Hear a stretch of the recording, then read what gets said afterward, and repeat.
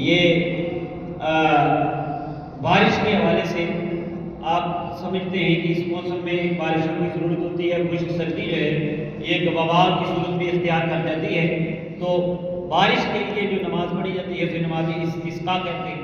ویسے اس کے لیے آپ کو میں عرض کروں کہ قرآن کریم میں سورہ ہود کے اندر حضرت ہود علیہ السلام نے اپنی قوم سے کہا تھا کہ استغفروا ربکم ثم توبوا الیہ یرسل السماء علیکم مدرارا، یہ سورہ ہود میں بھی ہے اور سورہ یونس میں بھی ہے۔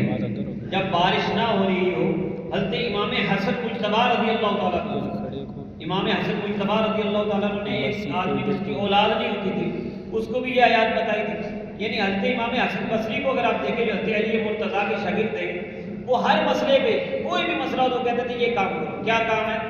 استغفار اور توبہ۔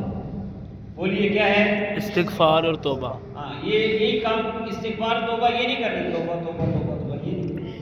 استغفار اور توبہ کا مطلب ہے دل سے اپنے گناہوں سے بخشش مانگے اللہ تعالیٰ سے، اور ساتھ یہ کہیں استغفر اللہ و کثرت سے آپ ہر نماز کے بعد 100 مرتبہ پڑھتے رہیں، آپ کی ہر مشکل آسان ہو جائے گی۔ بارش نہیں ہوتی، بارش ہوگی، اولاد نہیں ہوتی، اللہ اولاد دے گا، مشکلات دور ہوگی، بیماریاں وہ دور ہو جائیں گی۔ تو یہ استسقاء نماز جو ہے یہ انشاءاللہ آج پڑھائی جائے گی۔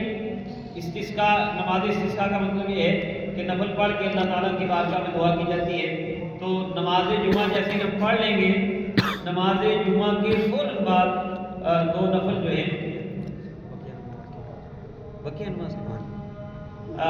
نماز کا نماز جمعہ کے بعد دعا ہو جائے گی، آپ بقیہ نماز پڑھ لیں گے اور اس کے بعد فوراً جو ہے نماز استسقاء ہوگی اور پھر اس میں اجتماعی دعا بھی ہوگی۔